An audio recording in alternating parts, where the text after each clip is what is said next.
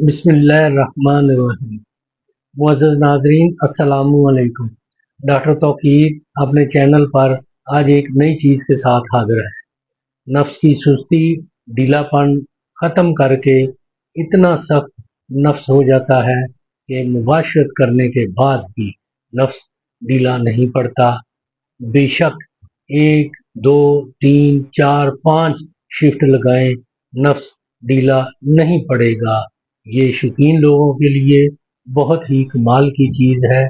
जिन मर्दों के नफ्स में ढीलापन आ जाता है, करते वक्त या करने से पहले नफ्स ढीला पड़ जाता है, उनके लिए बहुत ही ज़बरदस्त चीज़ है।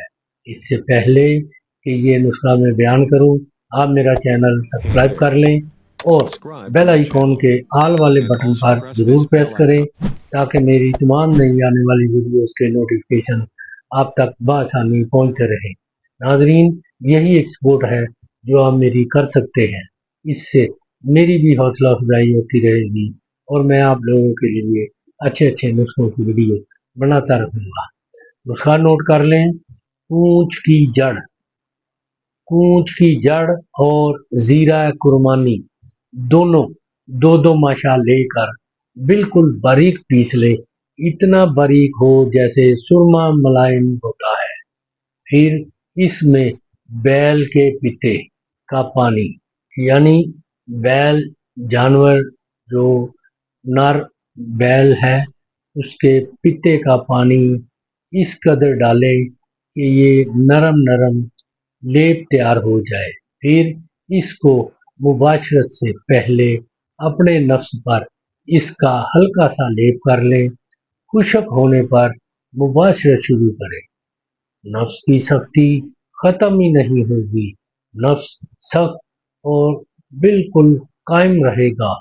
जितनी दफा चाहें मुबाशरत करें, नफ्स ढीला बिल्कुल नहीं पड़ेगा। जब तक आप नफ्स पर हल्का सा मुर्ग का खून नहीं लगाएंगे, नफ्स ढीला बिल्कुल नहीं पड़ेगा।